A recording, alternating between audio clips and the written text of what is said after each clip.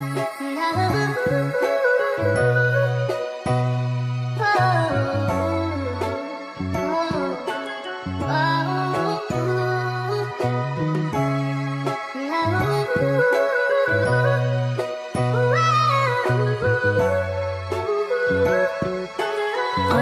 what have you created?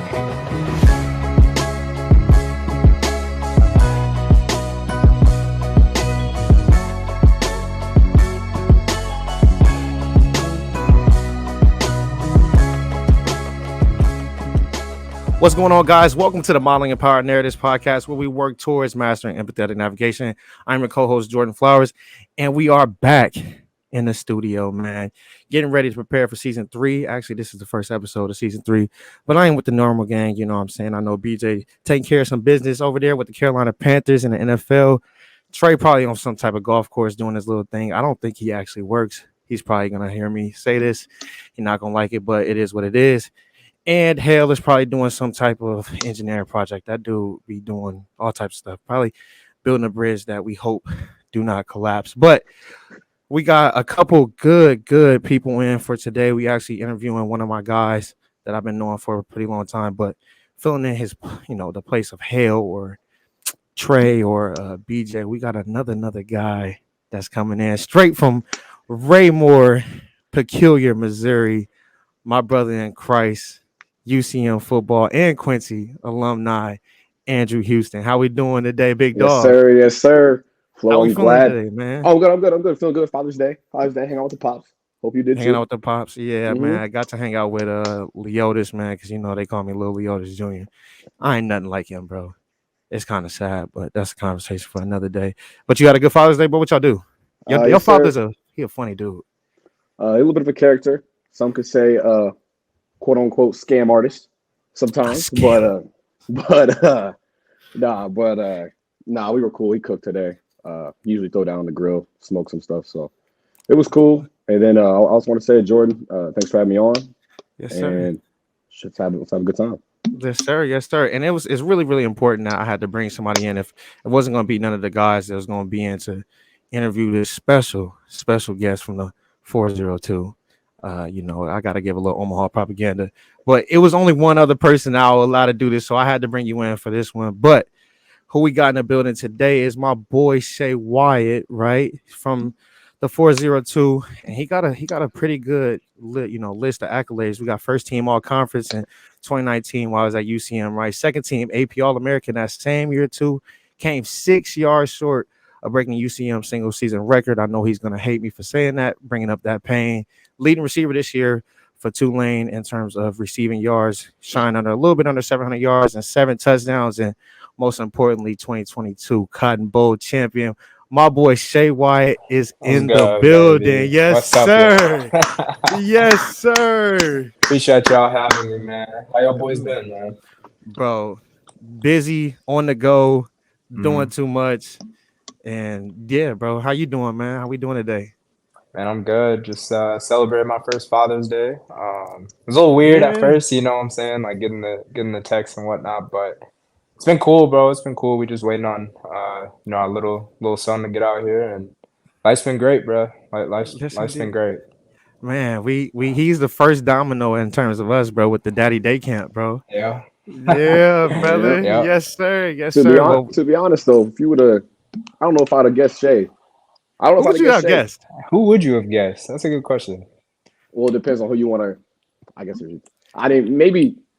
Actually, I don't really know, to be honest. I don't even know, to be honest. I didn't want to put it out there, bro. I don't even know. I don't know who I would have had either, bro. But it definitely, I would have put Shae up there. I think it would have been me or Dylan. Dylan. Yeah, Dylan's next. Dylan's next. Yeah. Because he been thinking about Fisher for a long time, bro. Tell me how that's a gangster name, bro. That like is Fisher though. Price, bro. Nah, for real. I stand behind it. Everything goes through the female though. They make the big bosses. Oh yeah, so. yeah. Brooklyn gonna tell him what the name is for sure. Yep. Hey, did you have any input, Shae, on y'all name? Yeah, it's actually funny, bro. We once we figured out that it was a boy after we had our gender reveal, we had already had like a list of names that we were gonna decide from, and I kid you not, we had the gender reveal, right outside the apartment. We came up Right. to our room or whatever, and like at the same time, almost we came up with the name. Like it was just like, yeah, this is it. I'm glad you feel this way. I'm glad you feel this way, and it was done after that. So no So it's arguments just or So nothing. no it's arguments or organic. nothing, bro. Yeah, but it It's was smart crazy. because we came up with a note sheet with a whole bunch of names. Like Mhm. Leotis is on there, What? Kale, No way. Kale, Yes, sir. No, they were no. Dupree. They Yes, were. sir. Yes, sir. Yes, sir. Nah, I'm pulling your legs, I say man. if you would have named him Kale, bro, I would have made fun of you. Yeah, nah, yeah, it was relatively easy though, That's for good that sure. y'all was able to come together and make something organic happen. But I want to shift into because we are going to get into, the Hmm. family dynamic. So when we talk about, or when I at least think of Shae Wyatt, I I I think you are the epitome of faith family football, right? And it's a little bit of cliche, but I feel as though those three entities encapsulate who you are as a person. And so, Hmm. but I do want to get into one of the things that I think is, most important, which is the faith element, right? So as we were roommates for a couple years down at UCM, and one of the things that I noticed about you is you doing your daily devotions. You are in your Bible every single day in the morning. So can you just explain to us just kind of like the makeup of your faith, where that kind of originated from, and how did you come into that? Yeah, so I gotta be honest, it started when my roots in Tennessee. So my dad's people, they're from a small town called Tiptonville. And so when I was growing up, it was very different. My parents were split up. So during the summertime, I would go with my dad. And when I'd go with him, uh, we'd go to Illinois because that's where he'd live at first. And then we'd go visit my family that's down in Tennessee. Well, while that was happening, I'd always go to church on Sundays. And so when I was with my dad, he'd always put me in Sunday school.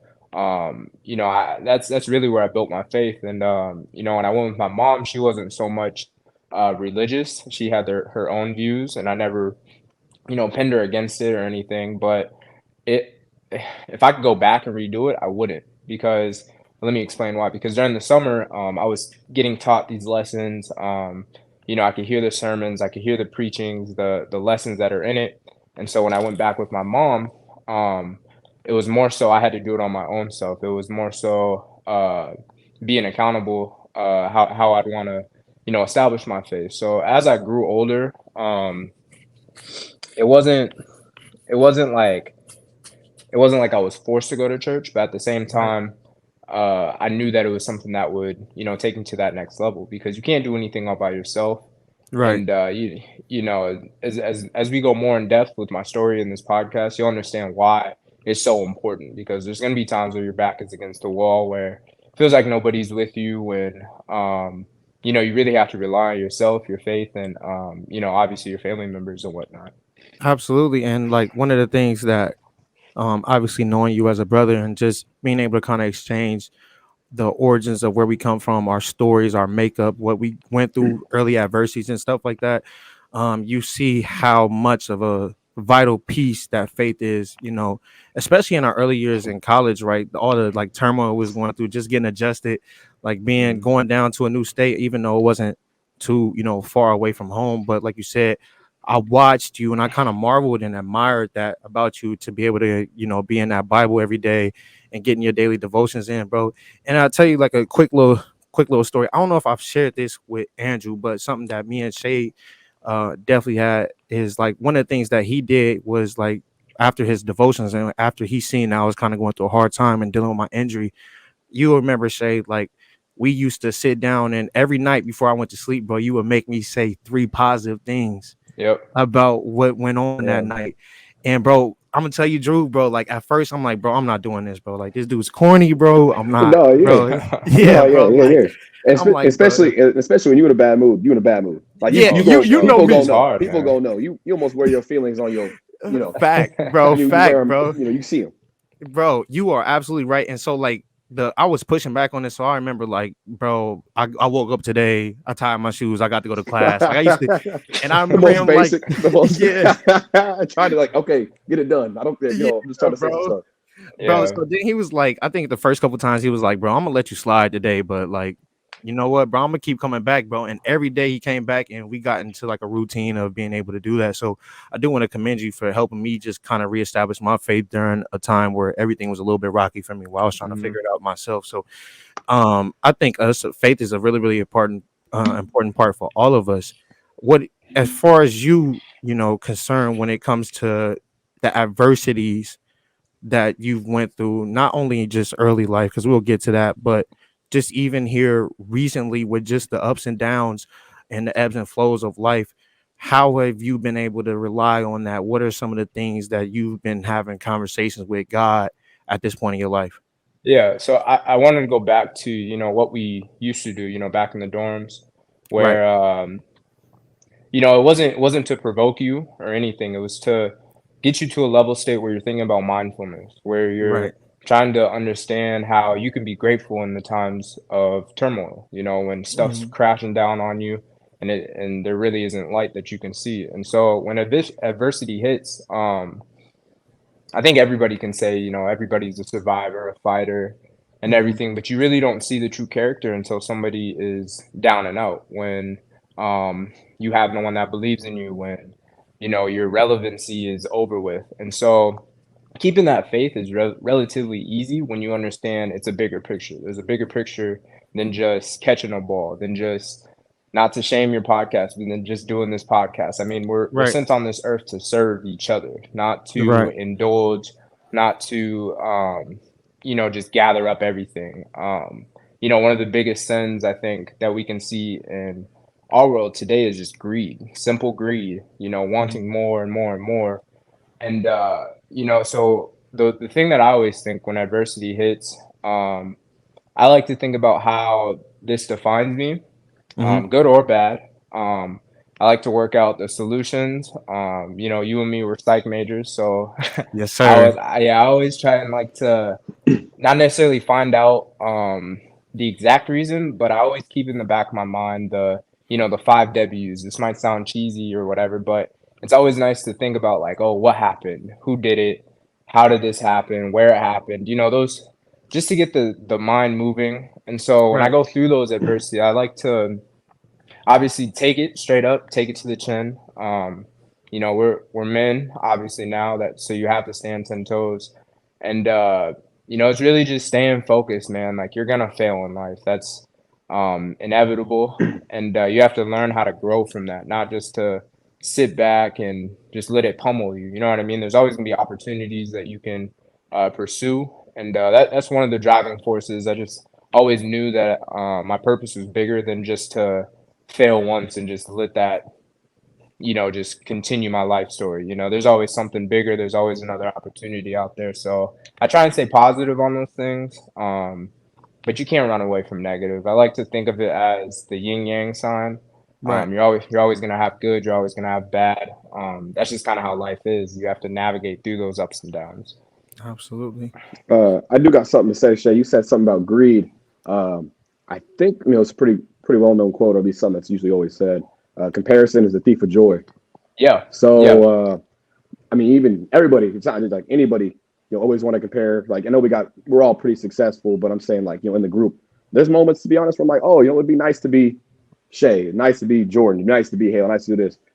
You got to just live your own life, man. You got to run your own path. Yep. It's got to be like that, because you start envying too much or doing that, and you start thinking something you're doing is not, benefiting Hmm. you or others. You're still helping people. You're still here for a reason, like you said. Yeah, Absolutely. 100%, bro. 100%. And I want to say one more thing, bro, too. And like, if you ever in something or going through something, just remember, like, you're right where you're supposed to be. It might not Yeah. feel right, it Hmm. might not seem right, but I promise you, we're on God's time. And all the stuff that you've been praying for, all the stuff that that you've been trying to manifest, it's coming in time. Just might not be on your time schedule, but it's in the future for sure. That's one of my favorite Bible verses, bro. Galatians 6:9. Do not grow weary in doing good, for at the proper time we shall reap a harvest if we do Hmm. not give up. Yes, Right. indeed. So it's just about just continuing to fight. And I think for us, just continuing to stay faithful, especially for us, we built a podcast where all of us are young and we're still trying to figure it out. Like, let's call it spade a spade. We all act like we kind of got it together, but we're all trying to figure it out, bro. You know what I'm For real. saying? Yeah. So faith is really, really big, I know, for all three of us in terms of being able to stay sane in a world where a lot of things is kind of changing. We're trying to figure out this is gonna be the way we're gonna go, what our life gonna look like, trying to figure all these things out when life is kind of giving us a little rush. I will tell y'all, bro, like, I don't know why I wanted to rush into adulthood, bro. Like, paying these bills is not it, bro. Hey, bro. Nah, you're right, bro. I just moved into my spot. Hey, Yeah. bro. just I know moved you into my spot. hurting. I I was know hurting, you hurting. but I Paycheck didn't. hurting, boy. Been I'm to, already been to the store knowing. once. Been to the store once in 2 weeks. What's in that refrigerator, brother? The glizzies, bro. What you Nah, mean? it do got a couple of clicks in Nah, there, huh? I ain't gonna lie to you. It's a lot of seltzers. It's a lot of seltzers, and then a lot of just plates from today. And You know that's what it. he got. You know what he got in there, though, right? And a 60 Tuna. rack of eggs. When I say Tuna? 60 He rack of definitely eggs and got. tuna. 60 You rack got of Eggs and eggs and 60 tuna. tuna. racks? Yeah, 60. Yeah, I got 60 Why racks. does he Walmart. have 60 Boy, eggs, you bro? what? Just for one person, 60 racks? Yeah, bro. Eat First 3 or off, 4 a day, easy. time out, bro. Time out. First off, eggs is super expensive right now, bro. You tripping, bro. How much was It that? was $11. Yo, bro. No. It was 11 or 8. One of the two. I don't remember. It was one of the two. Bro, you got 60 eggs, bro. You are a Yeah. bandit. You are How the many egg eggs you eat a bandit. day, bro? It depends if I can get up and actually if I get up on time, I'm eating at least 3 to 4 eggs in the morning. Okay. So That's so fair. I'm I at do least that eating too. 3 or 4. And then if I get like the chicken and rice, if I'm feeling a little spicy with it, I'll put some eggs in it. He feeling a little Bro, spicy, my man. problem is though, won't they get old? Because so look, so I'll buy 2 packs of 18, right? Right. But that'll last us 2 weeks.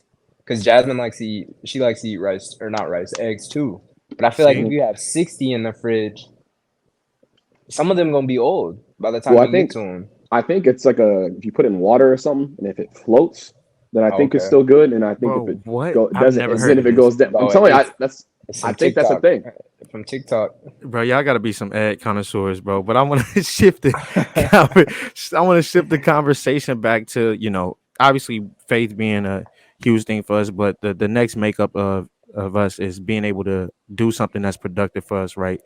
Do Mhm. something that's gonna, push our family forward, right? Whether that's wealth, whether that's, just being able to put them in a position where we're not hurting for anything. You know what I'm saying? We're not always in that survival mode. So one of the ways that we did that, and when we went off to college, played college football, we wanted to put our families in the best position to get an education and to potentially play at the next level, to raise ourselves out of some of the situations that we came out of. So we know football was really, really main element. But before, we got into football or whatever the case may be for you, Shae, football Mhm. wasn't just the only thing. So most people know you for your play on the gridiron, but making spectacular catches seemingly every time the ball is on your way, bro. You literally is catching the ball, except for a hitch. But we'll Except get to that in a UCO. little bit. Yep, except UCO. Except for that. Except UCO. But Uh, some may not know that you are just as talented on the hardwood as well. So I mhm. want to know is what sport do you love the most, and how you went about deciding on what sport to put your primary focus in. Yeah, man. I would say basketball first. That would be the easy answer, and part of that's because basketball came very easy to me. And that's because my father played. After middle school, my mom, she'd work till about 5, and there was a YMCA by my school, so I would literally walk there. It was about 10-minute walk, and I'd stay at the gym until my mom was ready to pick me up. So I'm in there getting shots. I was probably getting in 300 shots probably in middle Mhm. school, not even knowing that this would help me. Not understanding that it would become muscle memory years later. You just And having Right. so fun. I was doing that for You 2 years just straight, having two fun. years just doing it. And then I think it was middle school, my 8th grade year, when I went to go stay with my dad. That's when my father was just kind of like, hey, you could really start taking this serious and, possibly do some big things when you get to high school. And so 8th grade came around. I was a little bit bigger than the kids, so I was able to, body them down or whatever. But I think what stood out the most for me was the fact that I was fluid with the ball. Like I could dribble it, I could shoot it, I could pass it, I could do all that stuff. So it came relatively easy. But football has a certain part in my heart because it enabled me to tap in a little bit deeper. It made me focus more. I think it's fair to say, Andrew, you might be the lone liar out of this, but my early years of football, I just thought it was you go and get the ball. Like that's it. You hand the ball off, you run and as far as you can, and then you get tackled. It Fact. didn't. It took me till it probably took me till the end of my junior year of high school, start of senior year, for me to actually start sitting down watching film and be like, oh, this is cover two, so there must be a hole shot or something like that. Mhm. You know. So Mhm. football was more of a I had to do more studying, whereas basketball I just relied more so on my athletics, my genetics, obviously, and yeah, if I had to come to terms with what I love the most, it's football for sure. But basketball's right up there. It's they're neck and neck, man. I'm not gonna lie, they're right up there for sure. Absolutely. So like early on, obviously, like because my love, obviously we got to play each other in high school and basketball. Actually, you Middle school before too. we middle school too. Yeah, my fault. Yeah, Yeah, because I was yeah. wondering like who is this dude from? I know you had moved uh back from Illinois. I think Mm-hmm. right. You were coming back from Yep. Illinois. So I was like, who is this dude, bro? They were like, bro, they was typing me up. I'm like, bro, you know what I'm saying? At that time, I'm like, bro, I ain't worried about him, bro. I watched him play. I'm like, yeah, I'm worried about him, dog. I'm cool. But so like when you were younger, obviously, like your love for the basketball was developed really early, and that was the same thing for me. I mean, I've been pretty much the same size since sixth grade, so I thought I was. But the doctors lied to me, talking, "Hey, bro, you gonna be 6'4", but I stopped growing. And like you said, I think, The doctors That lied was to me. good. The bro, doctors lied to I me. know they He said lied I to was you supposed to too. be 6'2". I am nowhere near Oh, 6'2". I Bro, damn, am but bro. nowhere listen, near 6'2". Andrew, it's probably for the best you ain't 6'2", bro. Yeah, bro, we don't want. You Yeah, see, we don't want that, bro. yeah, I wouldn't lie. It probably is for the best. I'm not 6'2". yeah, bro. We on a For family sure. network too. That's so Yep. we gonna Yep. keep that PG. Why we want to I keep you at your same height. hey, I do got one question for Shay. Go So ahead. What's up, man? like growing up, like when did you start playing football? Yeah. Y'all gonna get a kick out of this story. So you know how I told you my roots tie back to Tennessee. So that's actually Hmm. the first time I played football. My uncle Ray, we were in Tiptonville, so I went down there for a year. I want to say it was my fifth grade year. Some things were going on with my mom because she had to get an extra job, and then my dad couldn't take me either. So I went down there to stay with my grandparents. Right. And so I enrolled for the year. My granny had mentioned, "Hey, you should play football." I didn't really know anything about it. I was just kind of playing or whatever. And then I kid you not, bro. Like if you look on Tiptonville on the Google map, it's a small town. Like I guarantee you, of the 2,000 people that live there, at least at least half of them I'm probably related to. So put Dang. that into perspective. So like it's a family knit town and like there's really not much. So we were practicing on the baseball fields. Like if you got tackled, I mean, it's so what you get up. But anyways, this Dang. is the story. My uncle Ray, so shout out to him. He used to call this thing a ring of fire, and like it's obviously illegal now. They're not doing this with kids now, but they would have, like a kid with but he'd have the ball or whatever. All the kids would Yeah. line up, like you'd be in a circle or whatever, the kid in Hmm. the middle Mhm. with the ball. So they would say a number, and the people that are in the circle, they would go and tackle the kid in the middle. So I was the kid in the middle. He put me in there first, and I'm not knowing what's going on. Like it's my first time playing football, so I'm You telling you, about to bro, get blitzed. Yeah, bro, I right. got blitzed, bro. I'm talking about I got Back to back to back my to they, yep. back to Was it no, it back was to back back to to the? back. Yeah, bro. It Yeah. wasn't This like is I got tackled, hand the ball off, and get it up. no like they Nah, say. Hey, go keep going. my uncle grabbing me by the back of the shoulder pads, get up. You know what I'm saying? Like, and so we did that a couple times, but I appreciate him though because he got that fear. You know, the fear of getting tackled, the fear of contact. He got that out of my conscience, and so I remember I got back to my granny's, threw all my equipment outside, like was about to throw the jersey away. I was like, I'm not playing. Like, I'm not doing this. My granny's like, no, I paid $150 for this league. Like, you're playing. So I ended up sticking it out. And then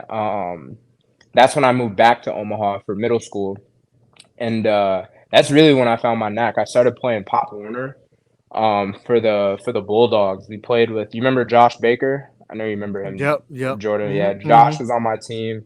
Luke Sutter, if you remember him, I don't think I probably remember not. him. But yeah, so I played with some studs, and then Pop Warner really opened my eyes about uh, how competitive it is because we weren't just playing like YMCA league teams. We were playing real deal people, from like Missouri, from Florida.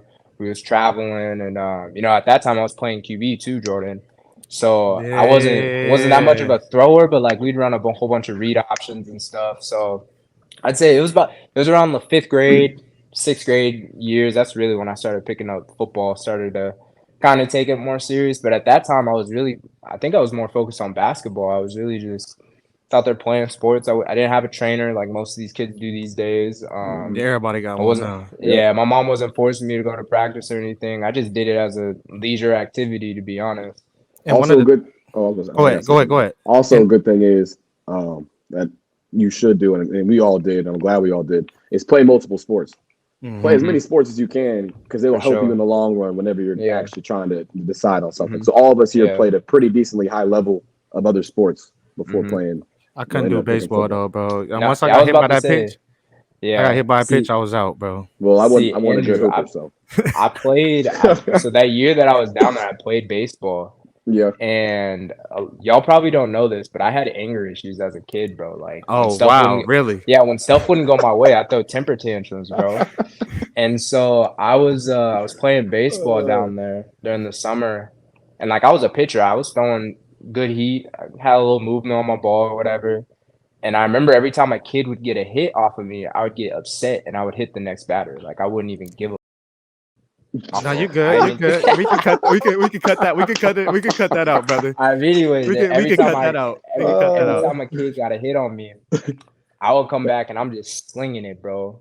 Just slinging at it, hitting them on purpose too, bro. And the coaches are like, "Man, you gotta stop that." So I remember one game, I did it, and I kid you not, like in the middle of the inning, bro, my granny came, picked me up.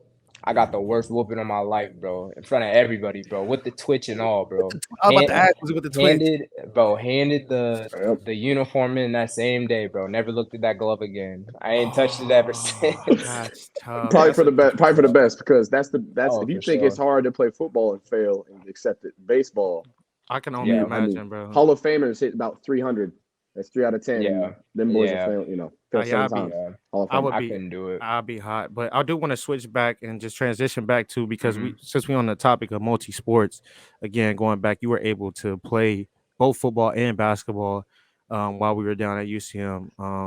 And when we had an intramural team, we was dominating. Shout out to TT for that Mhm. game winner as well. Yes, I'm gonna shout out indeed. him as well. TT. But Bowling Brook. um, but people also might not know too. Going back to the story about you, even before we could even get you to Tulane or get you even into an NFL training camp or any of that, Shae Wyatt, the football player, was kind of not on the table at the beginning, bro. So I want to tell this quick story, bro. So I was Yeah. going down to UCM on a visit. It was my official visit, and Coach Mack, who's down at Tulane now, but was at Central Missouri. He's actually from Omaha, so his Mhm. dad was my dad's high school head coach. So that was his pitch pretty much to me when I was going down there. It was like it was just a family kind of thing. So I remember going down there or whatever, and he was I think I was on the same visit as Dylan, our guy Dylan. And Yep. one of the things that we was talking about too is like he was like, "Oh, do you have any other guys in mind in terms of who would might we should be looking at or whatever?" And I was like, we was going down the list, and I was like, "Shae, y'all talked to Shae?" He was like, "Nah, dog, we didn't know that Shae wanted to play football." I'm like, ain't no way, bro. Y'all ain't contacted that boy Shae, bro. It's like, bro, what we from our intel, he's like focused on basketball, yada yada. So I remember hitting Shae up, bro. This true story, man. It's hitting Yeah. Shae up. He It's was crazy. I'm like, I think he was at Mo West. He was on a visit at I Mo was at West. Mo West. Yeah, he was a visit on Mo West. I'm like, bro, like, what's going on? Like, I'm trying to pick your brain on it. He was like, bro, they ain't really talk to me. This and third. I'm actually on a visit to Mo West. I talked to Coach Mack. I'm like, bro, get him down here right now. And if I'm not mistaken, bro, I don't know if I'm a little fuzzy on the story or not, but I think the next day you had a visit with Coach and you told him I ain't coming here. Went down to UCM, had a convo with them, and committed, bro. Is that how that Yeah. went? Yeah, bro. So that time that you called me, we were at the banquet or whatever, and like the head coach was talking or whatever. And yeah, you sparked my interest from the start. And it wasn't that Mo West wasn't giving me everything that they already had or that I needed. Right. It's a great program, obviously.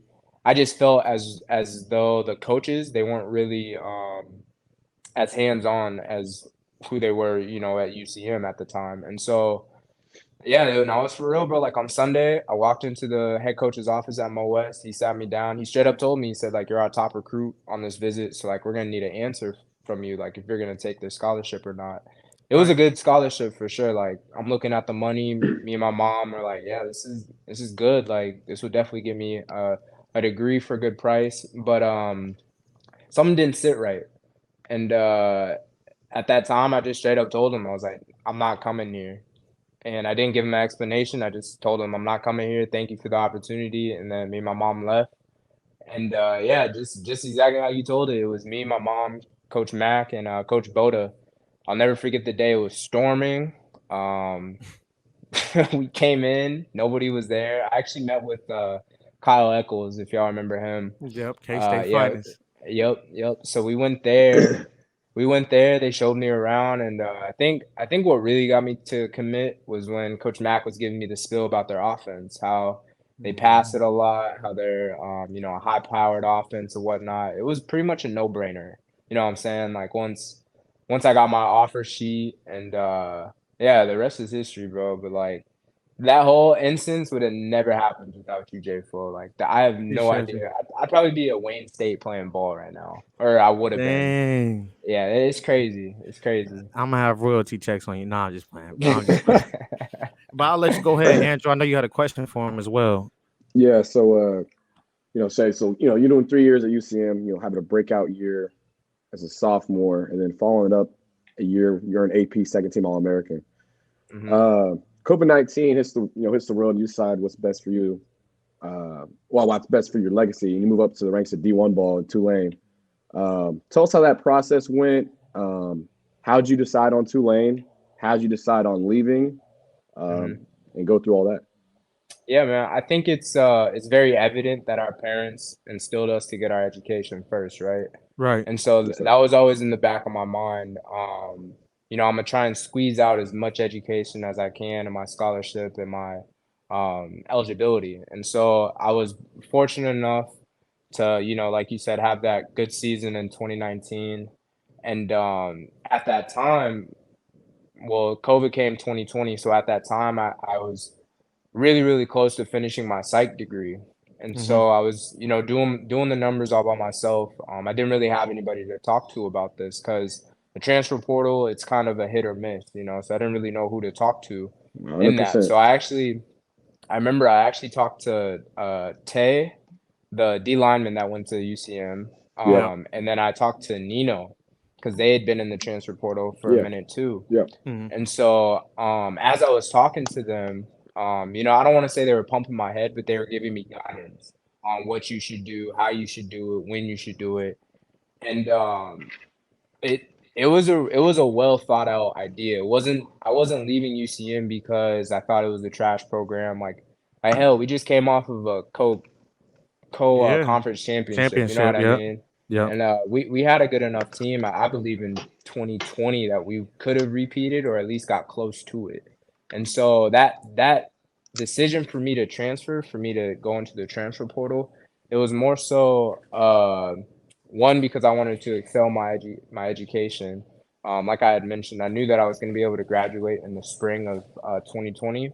Right. And while I knew that, I also knew that I had 2 years of eligibility. So I had to contemplate thinking whether I could just be done with football, go into the league, or go for my master's. And Right. so at the time, I was thinking, I've always wanted to get my master's in business. I always wanted to go into business. And so obviously through a lot of prayer, a lot of guidance with my family and whatnot, I decided to test it out. And the way that I did it was strategic, the most strategic way that you could ever do it. So if you know anything about D2 and their scholarships, they sign it by year. Mm-hmm. So when you Yep. sign it, no matter how much it is, they have to honor it through the year unless something else voids it, like if you get in trouble or something. So Right. Yep. me being me, I'm a planner. I like to plan ahead and whatnot. So I might get in trouble for this later, but I don't care. But anyways, He's no longer so an NCAA athlete. yeah, I was gonna say the fall semester ended, and mind you, we didn't have a season. COVID, we were just practicing and stuff. So in the back of my mind, I'm thinking, okay, we just ended. We did have a season. I'm healthy. Um, I have I have like 12 credits left for me to get my degree. And on top of that, I know that I have 2 years of eligibility left. Right. So throughout the whole Christmas break, I'm not kidding. I sent over probably over 130 emails to different Email, yep. coaches. All Film, yeah, film, film. I literally yep. just drafted an email that just Copy said, "Hey, paste, yeah, copy my paste. name." Change the Yep, coach's name. Change literally the coach's like name. listed my Yeah. accolades and all that, just wishing for a chance. And at that time, that was when I got Twitter back. I was y'all know I wasn't big on social media at all, so I just At got all. Twitter just Shay so I was could, he was Mr. No yeah, social media. yeah, just so I could interact with the coaches easier. Right. And so the transfer portal, let me tell you, it's something else, man. Because so let me go back. Let me slow down real quick. It was strategic why I did it because the first day we got back on campus, Mhm. that's when I entered the portal. So I knew that I was gonna get my Oh. money. I knew I was gonna get paid the whole semester. I knew that I was gonna be able to finish my classes. So I was in a very good spot. Not a lot of people that enter the transfer portal can do that. So yeah, it must have been, I don't know when we got back to class. It was like January, I don't know, 15th or something. That Yeah. same day I went to go meet with Kathy. Well, I went to go meet with Boda, Coach Boda first. Told him the details. He was obviously hot. And then, yeah, I gotta keep that in mind. Keep that in mind because Coach Boda, Absolutely. he was hot, man. He was hot. Went to go talk to Kathy. She gave me the letter, or emailed me the letter for the transfer portal or whatever. And literally within 30 minutes, I pulled in my first offer from South Dakota State. And then they just kept piling on. And the biggest thing for me, I didn't want to go somewhere and just be another body. I Mhm. wanted to go For somewhere sure. not only where I could have the level of education that I wanted to, but also contribute to a team that I think that is, of a championship caliber. So Tulane came on late actually.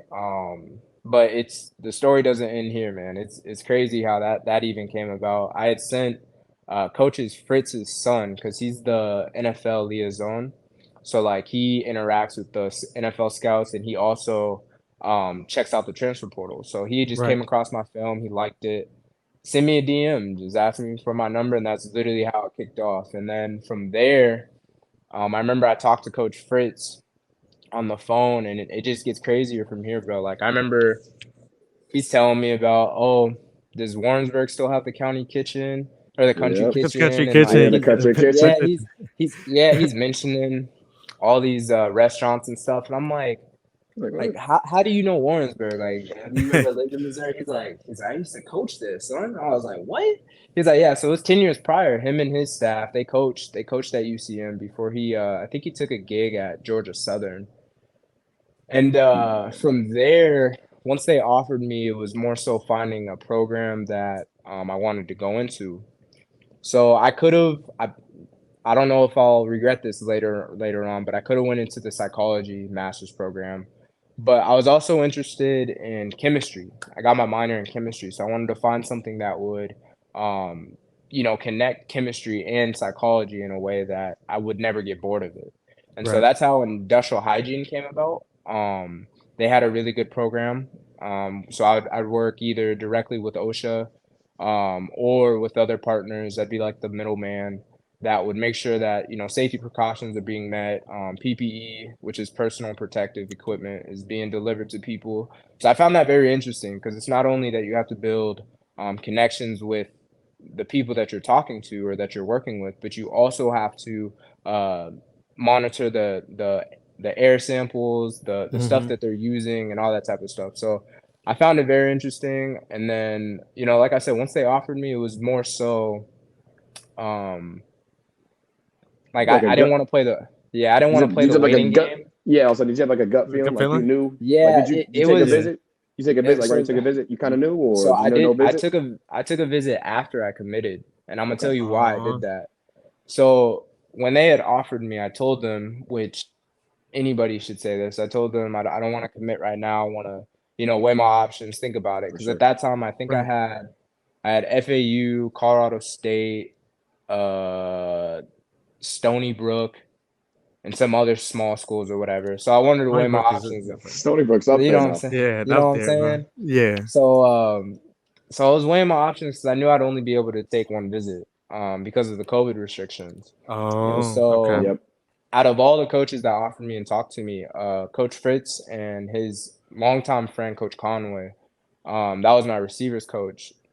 They would always hit me up, bro, just out of the blue, just text me, how are you? How are Yep. classes coming along? And like, it was genuine love. And so the first time that I met them, it wasn't weird at all. It was more like, let's get ready to work. Like, where's my playbook? You know, so it was more of a gut feeling, but it was also, I feel like my intuition was also saying like, hey, you should, pay them more attention than these other schools that are, not giving you the same amount of effort. They And weren't that's the just. same thing too Oh, with go ahead. like just like knowing with Coach Fritz and what he built down, in the D2 ranks, and then was able to kind of elevate and do what he did at Tulane. Kind of, I want to shift the gears to going to Tulane, right? We get there, right, and that first year is a little bit rocky, right? We going through some ups and downs, had a pretty tough season. I want to say 2021 season. And then 2022 comes, right, and y'all have a breakout year, right? So Mhm. and in that breakout year, on a conversation, the connection with UCM, Coach Boda, our head coach, goes down there and becomes OC, and then our quarterback coach, Coach Max at UCM, goes down to Mhm. Tulane with you guys, and you guys have one incredible year that culminates to y'all being able to play USC in the Cotton Bowl. And me and Andrew actually had the chance to go down there, man. What a wild, bro! Just a wild Yeah. atmosphere, wild game to I even mean, just be there, bro. Like, just Heisman take us winner. into the Heisman winner, Heisman Caleb. winner too. You're seeing the Heisman winner play. Caleb, yeah, what Yeah. Caleb, yeah, Caleb Williams coming right off the Heisman. Like, Yep. it was such an instant classic game. So I want you to tell our viewers and our listeners, take us into that moment, what it felt like to be out there against such a legendary program, and of course, what went into that final drive and that feeling of beating USC. Yeah, man. I think the first thing is just being grateful, man. Like just being able to share the field with such high profile athletes. So that's the first thing. And then, obviously not every kid can say that they played in an NFL stadium. We got hosted, we got to practice there. Well, not just any Um, NFL stadium, Shae. yeah, Yeah, yeah, that's what I'm saying. AT&T, Jerry's Jerry's World. World, And Jerry's baby. Yeah, World. so it was nuts, man. Like we were there for a week and some change, and just the whole experience, man. Like it's something that I'll always forget or not forget, always remember. And so, just playing against them, nothing changed schematically. Um, we tried to operate everything that we did, prior to playing them, and it was obviously a shift of athleticism from what we've seen, Mhm. because they have. I think it's just nature, bro. They have better athletes than a school in NOLA named Tulane. I didn't even know who Tulane was until they offered me. And so Right. it's only natural that, a big name school like USC, they get that type of level of recruits. And so being on the field with them, it was surreal at first, but at the same time, it was more so still football. So like no Right. matter who's in front of you, Yep. The X's and O's, they're gonna do what they gotta do. And so just pulling away with that win, I'll tell you what, it was nuts, man. Like that Man, drive, I'll tell you what, it was The when drive. the drive. The so yeah, drive. the drive. When we got the safety, and Coach Mack, he's already drawn up stuff. Yep. And I you know already me, know. and you know me, like I know the offense and I'm seeing the stuff that he's drawing up and I'm like, oh yeah. I was like, yeah, we finna score easily. Because I knew what we had on the board. I knew what was working against them. So we'd Mhm. actually ran Zygo. We ran Zygo. Yeah, Whoa, so yeah, that was in the yes, playbook at UCM, baby. yeah. So Yeah, you know the plant on the backside?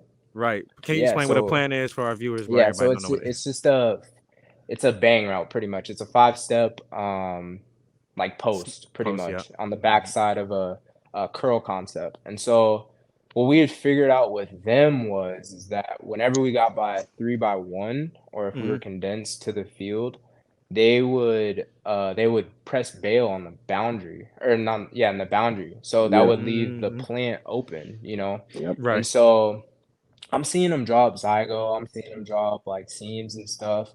And I'm like, damn, like we really might have a shot here, and that's when so we got the safety. He muffed the kickoff return, I do. Yep. and after no, that was after. That That was was after. No, that was was that it, before. That was before the safety. So then once we That's got that's the how you got the safety, safety. the safety. Yeah, Yep. yeah, yeah, yeah. that's how we got the safety. So then after that, it was more so like, what can our defense do to help us out after that? So like once we got the ball, our only thing was score. We were only one score away, and like all the jitters, all the nervousness, it went out the window. I don't know if that's just from me playing in mini games or if it was just being in that moment. And so the play calling, it was straightforward. Like we didn't take any chances of Michael. I think Michael got sacked once, I believe. But it's actually funny. It's funny as hell that this happened because when we played OU in 2021, I kind of wanted to hit on this. Um, the same scenario. It's crazy, bro. The same scenario I happened. It was was I was fourth. watching that game. Yeah, it was Yep. about 4th and 8, I think. And Michael took off, and we needed to get the first down to complete it. And if we would have got the first down, we definitely would have beat them, I think. But Mike I think he was off by like a half a yard or It something, was like a bro. So yard short. close. Yeah, he was a yard Tough. short. Literally the same scenario, same everything. Michael takes off 4th down, but this time he gets the first down. He gets the first Mhm. down, and I think everybody on the field knew at that moment, like, oh yeah, we got it in the bag because last year when we got to this point, we couldn't get it. We couldn't get that yard, but this year we got 2 plus 3 yards. You know what I'm saying? So once Alex caught that ball, though, it was just kind of like, please just make the field goal. make the Yep. Yeah, make the no, field yeah, goal. Let's yeah, Did let's you go watch the field goal? home. And Did you watch it or did you I turn your don't back? think I did. I don't think I watched it because I was seriously afraid that it would either get blocked or he'd miss it. But my boy Val, he's Italian. He likes to do this. Yeah, Yeah. Shout out to that boy Yeah, Val, man. yeah, yeah. Val hit that, and yeah, the rest is history, man. But I'll never forget that game, bro. Just because of the stature of USC. I mean, shoot, Reggie Bush went there, bro. Like, you know what I Man. mean? Like he put on the same uniform, went to the same Shoot, university, and shoot. Even some um, NFL Hall of Famers. You know, yeah, Man. so yeah. That's But so many, it so it many. was definitely a team effort, man. Like Top definitely had a showing. He definitely went Man. off. Yeah, he went yeah. crazy. We talked about Dudes, him on a Quan podcast went too. crazy. Keys went crazy. It was all collective efforts that got us that dub, man. It wasn't, people on the sideline like feed me the ball, and that's what made our team so special in 22 was the fact that we were all selfless. Mhm. Every individual, we knew that our time was coming. Like Deuce, for example, I'll never forget this. We're sitting on the sideline at USC game before he ripped off one of those big runs. And I don't think he had much production. Neither of us did. And something that we'd always do, like we'd sit next to each other, just talk about the game, like what we're seeing, coverages, what the Right. DBs are doing. And I remember we're sitting there talking, and I was just telling him, I was like, Deuce, I was like, just stay locked in.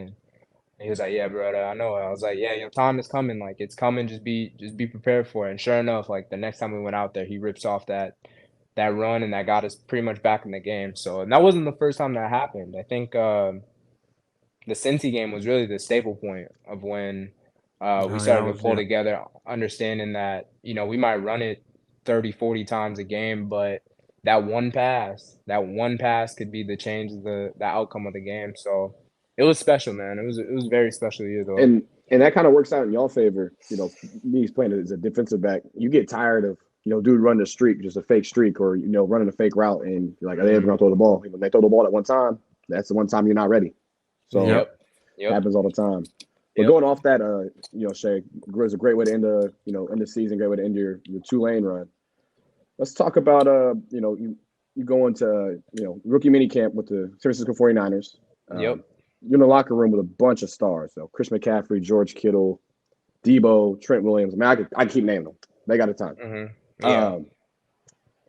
How's that? How's it feel? How's the experience to see some of those best players in the world, some of the guys you watched on Sunday, and can you take anything from them? Are they cool people? Is the football that much different? Yeah. So I'll start off with talking about the players that I met, and they're ordinary people, just like you and me. The only difference is they spend all their money on recovering. Obviously on other things, but most of it's on recovering. But no, bro, every player that I met at that organization, shout out to John Lynch and Coach Shanahan for even giving me the opportunity. But yeah, everybody in there is high character. They have a motor, and they're just willing to put their body out there and just sacrifice it. And watching them day to day, because I'm very observant. I don't like to speak a lot. I like to peep stuff, and it just seemed like everybody had something to do, and that's the difference with college sports and the NFL. In college, they'll tell you when you have treatments, and they'll damn near force you to go to treatments. They'll tell you when you have these meetings. They'll tell you that you have to be here and there. Set schedule. Excuse me. Yeah, it's a set schedule. Whereas in the league, you kind of have a set schedule, but when you have off time, right? So I'll give you a rundown. Like we'd get up in the mornings, we'd lift at 8, and then after that we would meet, and then we'd meet some more or whatever, and we'd have about like an hour, 2 hours in between our practice and more meetings, right? So in between that hour and 2 hours or whatever, you have to figure out your own schedule, your own routine. And so what I had peeped, some guys would get in the hot tub, some guys would go to the sauna, some guys would go lay down, some people would, they'd go get a massage or whatever. So it was very interesting to see, how different people worked. I was very fortunate to be pretty close with Willie Snead. He played for Baltimore. You should know him. Yep. He's also a Saint. He was also a Saint. Yeah. So he was, for my time there, he was probably the best influence that I had for sure, because he was undrafted too. He didn't come in with much. We were kind of in a similar position. He was having a baby when he got signed, and the same thing. So I would ask him questions every day, like, Willie, what are you doing here? How do you run this route? What do you see in this coverage? And I'll never forget it. I remember I want to say it was our first practice. No, it was our second practice. And Willie came up to me and he's like, don't be scared.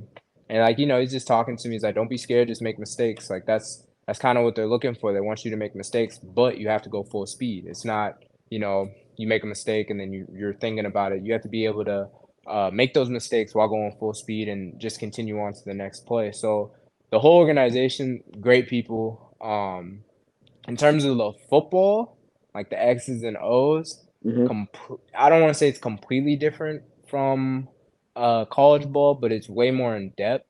It's way more focused. It's way more minute, bro. Like every single detail has to be hit. So like Coach Shanahan's offense, he's so big on landmarks. And what I mean by landmark, it's not when you get lined up, you're on the numbers or you're on the ticks or whatever. It's more so when you're running the route. Like we would like our digs. They don't call digs. They call them dovers. Matter of fact, they call digs. The digs that they call digs are curls. I've never understood it.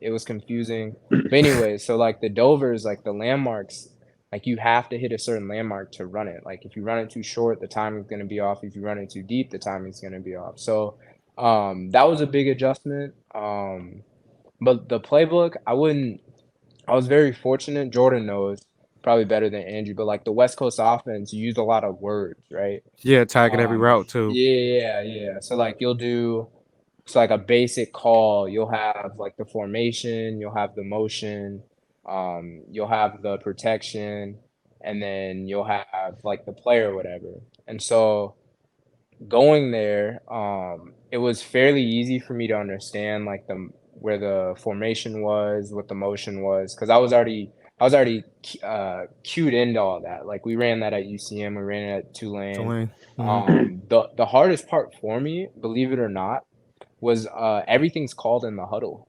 So they're reading these plays that they're run-on sentences, bro. Like literally, they're not just slowing down while they're running them or while they're saying them. They're saying it fast. Yes. Yeah, they're saying it fast. And like if you haven't heard anything or if you haven't ran a certain play, it's gonna catch you a little bit. Where you're gonna be like, oh shit, like what side I'm on or whatever.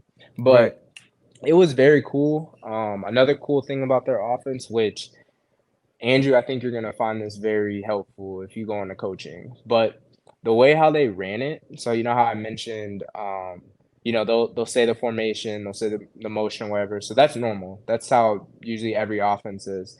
But to help the QB out, they'll say the first read and then the second. So say if we have Zygo, so they'll say Zygo first, and then on the backside, if you just said like a shake route or whatever, X shake. So what they'll do is they'll say it in the huddle, and whatever concept comes up first, that's where the QB is looking first. So that's where he can make his checks, and then on the backside, obviously, is whatever routes. I thought that was super cool. I thought that was super cool. Instead of the QB calling the play, and now he's having to look like where the defense is at, how he has to check the line or whatever. Yeah, pre-snap reads and stuff like that. They completely took that out of their offense. So the offense works, or the offensive line completely works different than the QB. So the QB can make adjustments, but 9 times out of 10, when the QB comes up to the line, the O-linemen are already calling their shots. They're calling it, so the QB doesn't have to worry about that. Absolutely. So I thought that was very interesting. They got a lot of in-depth things going on, like, and kind of when we was talking about like the long like run on sentences. One of the things that came to mind for me, and as we transition to the back half of this interview, one of the things that came to mind though for me was that John Gruden video. You know what I'm talking about? It's like the spider wire. Is the spider wire bananas the other one? That one, bro. When he was like the QB was messing it up, bro, and he could not get it right. Yeah, bro, that's what came to mind, bro. Because I swear to God, when I got to UCM, bro, like obviously I wasn't even playing because I was hurt first and foremost. So I'm like, oh, I could be chilling, bro. Like, and you know, Shae, what I ran, or you know too, Andrew. I was under center, bro. I was running pro I in high school. The total opposite of what you should be running, to be honest. Yeah, bro, for real, bro. So like when I got there, bro, like I'm looking at the words and I'm like, hey man, dog, hey, this is a little bit too much for me, dog. Like, and, bro, what is Coach Mac talking about? But like you said, like I understood how much, like, even when I transitioned on to Quincy, it made a lot much easier because I wasn't used to how much verbiage that was at that time. But I do want to transition to, as we move into the back half, just for the sake of time, want to get this real quick. I want to ask y'all best memory or most memorable moment from our playing days at UCM. And I'm gonna go with you, Andrew, first. I don't really have one in particular. I already said one earlier that was Shae dropping the hitch. That was just funny because I was at the game and Boda basically just collapsed because Shae on the field, bro. But, on the field. But other than that one, basically just any moment that whole time doing our red shirt lifting. With the old teeter. I mean, and I ain't gonna lie to you, I know, like, going through it was bad, but I'm 100% glad we did that because I think it made everybody, most of us closer. I mean, I really moved my mattress into y'all room. Because you wouldn't get up. Because I couldn't get up. So it was like, it just, made us tighter, and like just doing all the BS there and before we'd even go. Like, I used to sleep 8 hours before. It didn't matter if I slept 8 hours or 3 hours. I was going to be tired regardless. So, fact. I don't know. Just doing that and doing all those BS, like almost military army type challenges with all my guys who I still talk to now and we were bald. It's fun. Yep. We were Flo, you can talk about that, Flo. We were cuts. I'm gonna get into the we did that. Ain't my most memorable, but we'll maybe I can add this. Actually, BJ, we gonna add that into, bro. I'm gonna send you the videos and the what's the name of us ball, bro. You gotta see that, and they definitely gotta put this in the interview, bro. So my guy, he'll put in that. He'll put that in. Bro, what is this, man? That's crazy, bro. They did me bad. They did me real bad. Yeah, this man had a beanie on, bro, the whole fall season. It was the summer. It was August. Yeah, bro. Why is he wearing a beanie, man? I really looked like I was 40. So So what about you, Shae? Your most memorable moment? Oh man, you brought up a good one with the freshman lifts. I'll never forget that carry, Andrew, where you know what I'm talking about. You know exactly what I'm talking about. When you're crawling? Bro, on the stomach. I think me and Andrew grew a little closer that day. Y'all was sweating on each other. That's why. Bro, listen. I was so mad at him, bro. I was so mad at him, bro. and like, I think the consequence was if you let go, you had to restart. And so like, we wasn't going for that, bro. But no, those were fun. I'd say as much as I hated it at the time, I think when we got caught skipping reps and we went on the field and did the 2 hour workout. Bro, Hey, the highlight of that event was when we were doing the wheelbarrow carries I know and he was gonna you bring had this to up. you had to carry Hale. Bro, I busted out Oh, laughing, bro. I was bro, I was crying, hot, bro. bro. I And was for hot. When I and say, for bro, hold on, for go ahead. references, Hale was heavier. He was an O lineman Wait, before like what he is yeah. now. He was Yeah, he don't heavier. look like Hale what he looked He like don't look like now. what he Hale did. This Hammocks. was Yeah, his ham mock. Like this is a hand yeah. like Hale Hams. Like this is a big dude. And like with the wheelbarrow carries too, like with that ain't my most memorable. Just to touch on that real quickly, like obviously we were both hurt, so that's the reason we got paired up together. Now, mind you, there's like 100. There has to be like 120-pound difference between me and him, at least 100. Bro. Like so, and you remember the wheelbarrow carries for the guys, like we holding them up right, and they're crawling on their hands for the people that don't know what that is. But like the thing was we were doing it one by one, like we weren't continuing, so it was like Yep. one stop, two stop. I'm like, bro, I'm holding up 300 pounds, bro. Like, this is not, and I was like, hold him up. I'm like, what you think I'm trying Bro. to do, bro? Like, Yeah. this dude's heavy. And again, Jordan shows his emotions, and Yeah, I was hot. I was hot. hot. Bro, Hey, come on, though. honorable mention, Kareem. I ain't gonna Oh go yeah, much we're into not going into that. it. We're not going into that story, but that is a hilarious story. Hey, maybe if y'all subscribe to Oh man, to the boy. Man the Podcast Patreon, bro, because we're gonna keep this PG-13. But if y'all would subscribe to that, bro, we'll put that on there. But I'll go with my most memorable moment before we transition into closing out a little bit. My most Yeah. memorable, I got two really, really quick ones. One, my best memory was obviously I brought up a lot of good things, like going up to Ferris State was a really good memory, but my best memory was just how hyped we were with that Cam catch against Carney. Like that was Oh just yeah. Yeah. against Carney. Like that was just a surreal moment, bro, to like see. We really didn't think we was gonna win. I think we clinched at least share a conference that game Mhm. too. My worst memory, which I had a lot of bad memories at UCM, I but guess we're not gonna get into that. could have But said what. my worst memory for football related things is gotta be the wave of emotions Northwest Missouri State our freshman year. I'm gonna say that That one one was or your hard. forearm. I'm about to say When I your got forearm. that one sucked Yeah. too.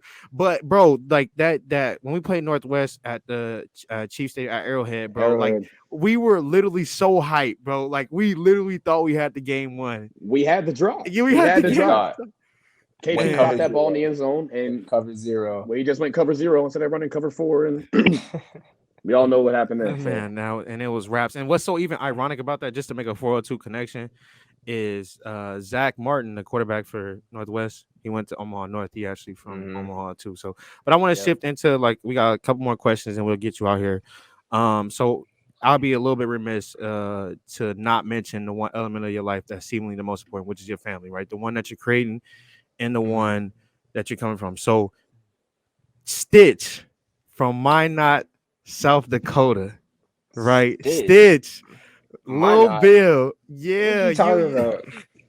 I mean, why not North Dakota? My fault. Not even, why not North Dakota? Stitch from why not North Dakota? Yeah, people don't know. They might know Shae Wyatt, but I know Stitch. I know Lil Bill, and you know what I know too? I know that you wasn't trying to get sent to little BTC. Yeah. I do my research. I do my research, brother. I do my research, brother. Yeah, I do my research, but I'm traumatized by that. BTC is what is it? Bad Tyler Camp?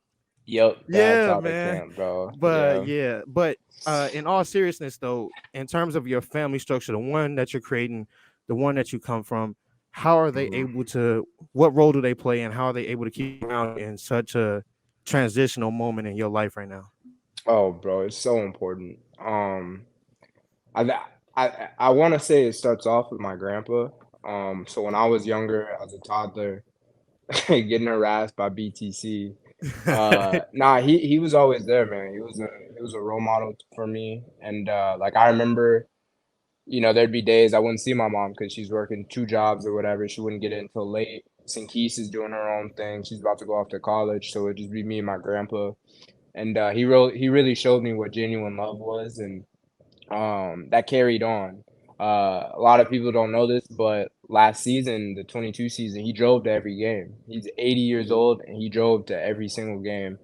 And Mhm. so that family component, I mean, it's always important, man. It's always important to realize who has your back, who's gonna ride with you no matter what.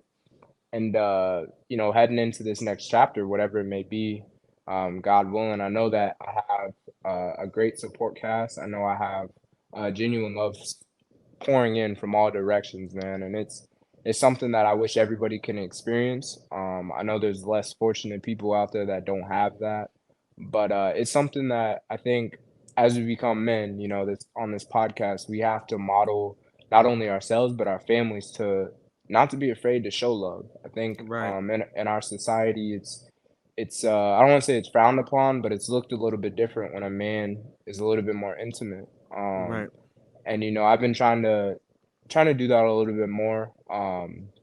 Just be more intimate with not only Jazz but with my family members as well, like my younger brothers, telling them that I love them, my mom and dad, my grandparents, my cousins, as much as I can, because you never know when your time is gonna come, and you never want to have that regret. I think you should always put your best foot forward, even in the times of darkness. I mean, I'm still learning to this day that even when you make a mistake, you have to learn from that lesson, learn how to be better from it. And especially, me, I'm in a different class than you two. I have a little one that I'm gonna be taking care of, and that, Right. everything that I do, he's gonna want to try and model what I'm doing. So it's a little bit more amped up, but even for you, Jordan, with your little nephews running around, and Mhm. you too, Andrew, I know you got some little itty bitties around too. I mean, Yep. I think we all have to be a little bit more mindful of what we're putting out there, what we're saying, what we wear, what we say, and at the end of the day, I think you should always check in with your people. I mean, we check in pretty frequently with our group chat and whatnot, but an honest check in where it's, hey bro, like how's your mental? How you doing? Like really get Mhm. to the nitty gritty and have those tough conversations. So having that family, having those people that you can have those conversations with, it's everything, man. Because this world can get lonely. It's big and a cold place, man. It's very cold. So if you can have people that can at least warm it a little bit, the chances of you seeing the next day are very, very in your favor. Absolutely. Absolutely. Thank you. Any final questions from you before I get into my little ending segment from you, Andrew? No, no, I'm good. All good. Well, Shay is a part of if you know Shay, he's very anti spotlight. But Yeah, you don't get a choice in this, bro, because this is my platform. Sorry. You are part of the first segment of the Jordan Flowers segment where I give our guests their flowers, bro. Like you were saying, like going in to go ahead to check on your homies or going to check on your friends is really, really important. Something that we should be doing. But what also we should be doing as men is letting our brothers know as much as we can how much either we care about them, how much we love them, how much we notice how well they are doing. So I want you to know from your perspective, bro, not even just the football. I named when we started this episode, right? I named all the accolades, right? Cotton Bowl, All American. You ruined my senior night for football. I'm never gonna forgive you for that. Uh, you have so many accolades in terms of the football, but the people, your legacy will be way bigger than that, bro. Just the person that you are, the things that you're able to speak life. I know for Andrew and for me personally, bro. We've had that conversation in the past. I told you, bro, I credit you for saving my life at the worst possible moments. You was able to kind of dig me from that. So I appreciate you that for Yeah, doing man. that. So I want you to know that don't ever dim your light, brother. And I want you to know that as brothers, we should give flowers more often, bro, because we all kind of leave this earth and we get our flowers last, right? We do a lot for everybody Mhm. else, but Yeah. when we check out, everybody show love. So I hope as collectively as friends, we could just, hey, bro, I appreciate you. I see what you're doing, bro. Keep going, bro. I know it could be hard, bro. I got your back in some type of way. So you've always been that friend for all of us, bro. And I want you to know that we noticed that. So to wrap up this, bro, this is the final question. This is Season of Separation, right? I'm actually reading a book by Malcolm Mhm. Gladwell called The Outliers, right? The Story of Success. So that kind of gave me the motivation for Season of Separation. And I was thinking about who are these people that I want and separating in different categories. So as you know, like I said, you're the first interview. So separation is a part of being able to elevate yourself into another sphere, right? Whether that's the NFL rookie minicamp, whether that's elevating into fatherhood, as you were speaking to, whether that's elevating as an individual, you know, doing the internal work. So in terms of elevating from your peers, right, where you are today, how and in what ways did you go about separating yourself to elevate yourself to new heights and away from the competition? Yeah, man. Yeah, I think y'all know it best, man. It's just being disciplined.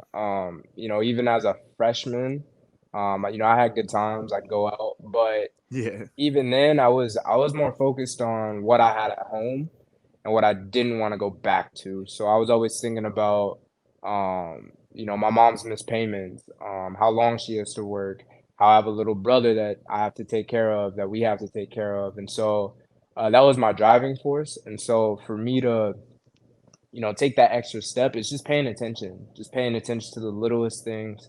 It doesn't have to be football, but whatever field you're in, ask questions. They're not gonna expect you to know everything. And just be humble. I think that's one thing a lot of people don't look after. It's just, you know, go in there with an open mind, be yourself and be humble, man. Because the moment that you think that you have it all is the moment that everything is taken away from you.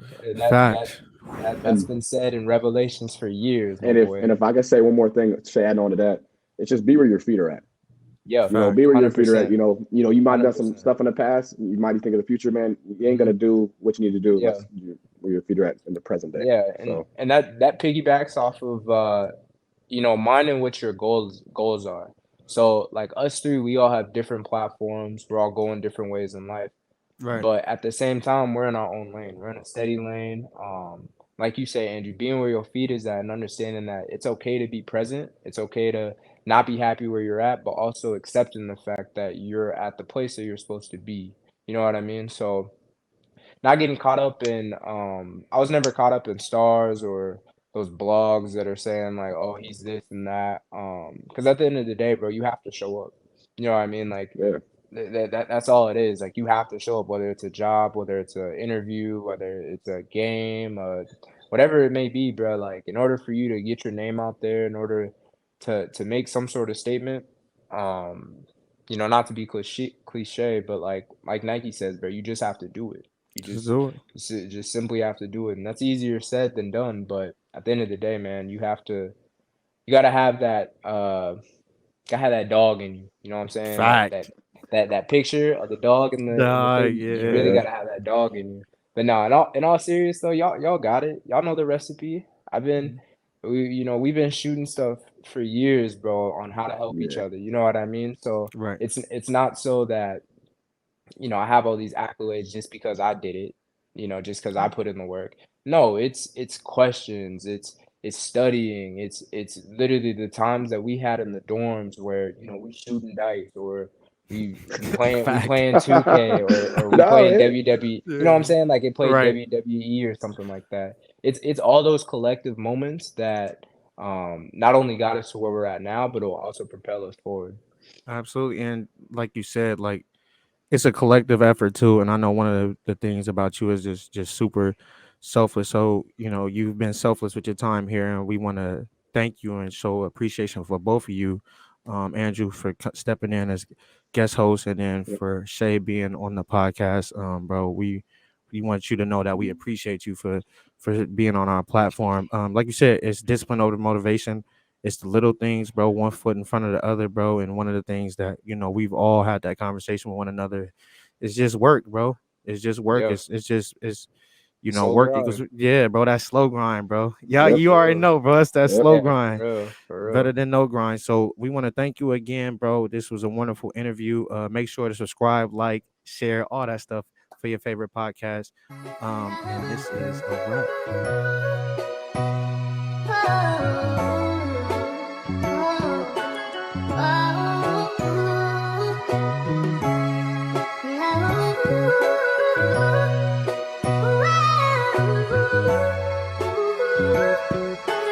Encore, what have you created?